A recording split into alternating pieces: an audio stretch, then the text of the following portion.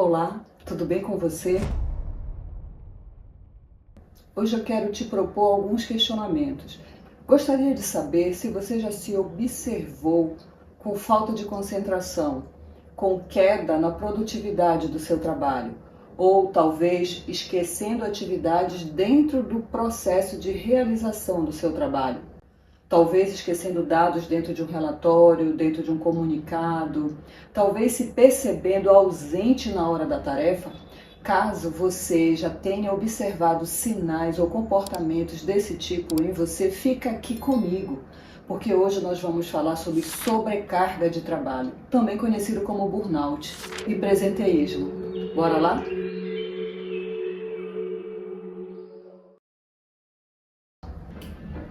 Olá, eu estava dando uma olhada aqui nessa revista do ano de 2007 e era o ano que eu estava trabalhando num projeto de iniciação científica. E dentro desse projeto eu trabalhava na Santa Casa de Misericórdia. Eu trabalhava com aquele setor psicossocial e estava fazendo entrevista. E a área de trabalho que mais me chamou a atenção, a área ocupacional, era a do pessoal de limpeza, quem estava o tempo inteiro mexendo com produtos químicos, a questão da postura, de estar no mesmo movimento repetitivo, forçado, os riscos biológicos de contaminação que haviam ali naquele setor. Isso tudo me chamou muito a atenção, não só pelos riscos que aquelas pessoas estavam vivenciando, como também pela invisibilização do trabalho. Porque o tempo inteiro entravam pessoas com os pés sujos, o tempo inteiro as pessoas não se preocupavam com aquelas pessoas que estavam o tempo inteiro limpando e trabalhando para aquele setor ficasse o mais limpo possível, porque havia um fiscal, havia fiscalização do trabalho deles. Era um trabalho árduo, cansativo, contínuo e invisibilizado. Aquilo me chamou muito a atenção. E a minha pesquisa foi acerca disso. Acerca de todo esse desenvolvimento de adoecimento no mundo do trabalho pela invisibilidade dessa dor. E eu estava assistindo, semana passada, um TED, onde a Isabela Camargo fala de forma muito bonita de que dor que não sangra dói em dobro.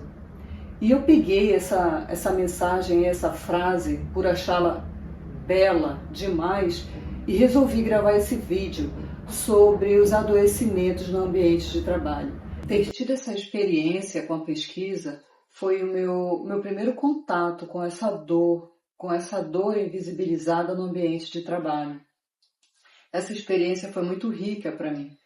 E eu continuei a seguir meus estudos, fiz gestão e segurança no trabalho, dentro da psicologia do trabalho, de tão curioso que foi tudo isso para mim. E eu tomei conhecimento há pouco tempo atrás, acho que uns 15 dias atrás, que desenvolveram uma portaria dentro da NR1. A NR1 é a norma regulamentadora número 1, é a norma mãe, é a norma que rege os riscos ocupacionais dentro do ambiente de trabalho. E já havia todo um estudo, todo um gerenciamento, toda uma programação para riscos físicos, riscos biológicos, riscos de queda, riscos químicos, mas ainda não havia nenhum amparo para os riscos psicossociais, essas dores invisibilizadas, essas dores que não aparecem, essas dores que não sangram, ainda não haviam. Então, em 27 de agosto agora de 2024, foi lançada a proposta. Agora, dia 25 de maio desse ano de 2025, já foi colocada a portaria e agora vai ficar em caráter educativo até maio de 2026. O que é isso, Deise? Então, agora tem uma norma psicossocial onde todas essas dores, como assédio moral, sobrecarga de trabalho, constrangimento, a socialização insalubre ali dentro de muitos setores, porque nós sabemos a difícil convivência com muitas pessoas. Também dentro da norma fala muito da falta do desligamento, da desconexão com o ambiente de trabalho, porque Muitas vezes aquele trabalhador sai dali do seu local de trabalho, mas precisa ficar o tempo inteiro atento a uma chamada, a um e-mail, a algo que precisa ser visto, ser entregue, ser falado, ser dito, mesmo já tendo acabado a sua jornada de trabalho. Hoje tudo isso é visto, hoje tudo isso vai ser amparado. Antes não era amparado, antes não era tangibilizado, não era palpável essa dor que gritava, essa dor que ardia em muitas pessoas, um sofrimento emocional sem mensuração. Hoje tem tanto da parte do empregador quanto da parte do empregado as reais responsabilidades. E hoje o serviço psicossocial precisa funcionar. Então, isso, neste momento, nesse primeiro ano, vai ficar em caráter educativo, em caráter informativo, e é por isso que eu estou aqui, para compartilhar, para colaborar, para elucidar tudo isso que está por trás dessas dores invisíveis. E tem dois fenômenos bastante curiosos que ocorrem no ambiente de trabalho. Um deles é o absenteísmo.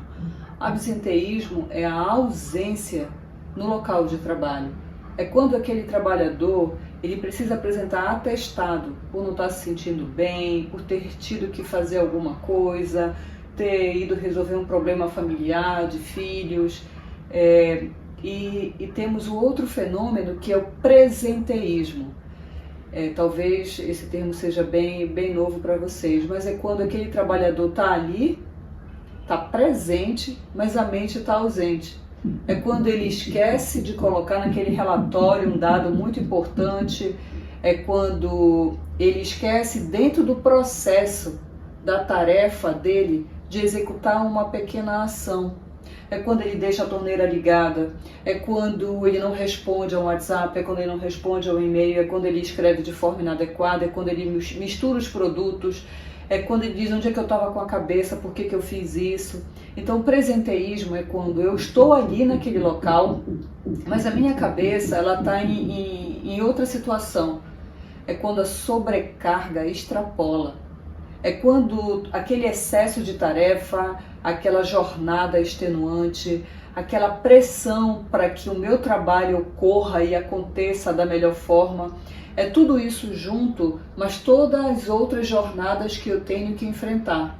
Porque dentro de todo o nosso sistema de vida existem vários subsistemas, existem vários organismos que funcionam dentro da nossa vida. Existe a nossa vida familiar, existe a nossa vida social, quando existe vida social.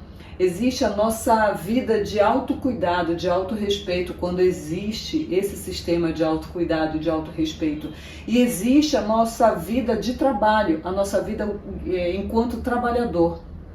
E muitas vezes a sobrecarga de trabalho, que nós já ouvimos falar como burnout, toda essa sobrecarga que acontece, ela vai dando sinais, ela nos sinaliza no nosso corpo. Muitas pessoas sentem uma palpitação, uma aceleração cardíaca e acreditam que sejam problemas cardíacos mesmo, mas não são problemas cardíacos, né? Isso é uma sinalização emocional. Você está exigindo demais de você, tem muita coisa para fazer, está muito difícil para mim, a cobrança está sendo excessiva, eu não tenho repertório para desenvolver essa tarefa, porque sim, existem muitas tarefas que exigem muito repertório, muito conhecimento, e eu me sinto constrangida, me sinto tolhida por não saber, por não ter essa competência, ou não ter as competências devidas para executar essa tarefa. Muitas vezes um colega pode sair de licença e eu ter que assumir as tarefas dele. Ou seja, tem aqui um número de tarefas do colega, tem o meu número de tarefas, esse número ele é passado para mim e eu fico sobrecarregado com as atividades que eu tenho que executar. E isso me gera adoecimento. Todo esse adoecimento ele me dá sinais. Excesso de absenteísmo, de ausência, de eu querer acordar com enxaqueca, muita dor de cabeça, o meu corpo está indisposto, eu vou trabalhar, mas é meu corpo presente, a minha mente está ausente. Tudo isso são sinalizações. E muitas pessoas, por não saberem, por não entenderem toda essa fadiga ocupacional, todo esse estresse ocupacional, chegam ao adoecimento, chegam à síndrome de um burnout. E a síndrome de um burnout, ela despersonaliza a pessoa. É um nível de estresse onde eu confundo situações, eu confundo pessoas, eu confundo ideias, eu não me sinto em mim mesma. As emoções, elas são todas misturadas, são emboladas, eu não sei se eu quero rir, eu não sei se eu quero chorar. É uma loucura, é uma confusão mental. Só de eu falar tudo isso, todas essas informações já causa uma agonia, não é verdade? Eu imagino que alguns de vocês devam estar se identificando com alguns dados. Só que tudo isso pode ser gerenciado. É importante um programa de gerenciamento de riscos, que é isso que a norma regulamentadora prediz. Esse gerenciamento de risco, esse programa de gerenciamento, ele precisa ser tanto do empregador quanto do empregado. Porque eu posso muito bem ter um lugar de trabalho salubre, um lugar de trabalho onde é possível eu executar minha tarefa de boa e voltar para casa, mas aqui na minha casa eu não tenho um gerenciamento eficaz e funcional da minha vida. E isso acaba que compromete também o meu desempenho no meu ambiente de trabalho. É muito importante nós termos ciência de quantos sistemas, de quantos pratos nós estamos apoiando e fazendo ficar rodando. Quantos pratos eu tenho aqui? São meus filhos, meu marido, a minha esposa, a minha família, meu pai e minha mãe, porque muitas pessoas ainda têm que dar conta dos pais idosos, tios, tias. Cada cultura familiar tem ali a sua problemática. Cada vida, cada pessoa, cada ser humano, ele vem trazendo dados de onde ele sabe quantos pratos ele precisa equilibrar. E é nesse momento que nós precisamos ter técnicas. Nesse momento nós precisamos nos aportar do que eu posso aprender, do que eu preciso aprender para lidar com isso.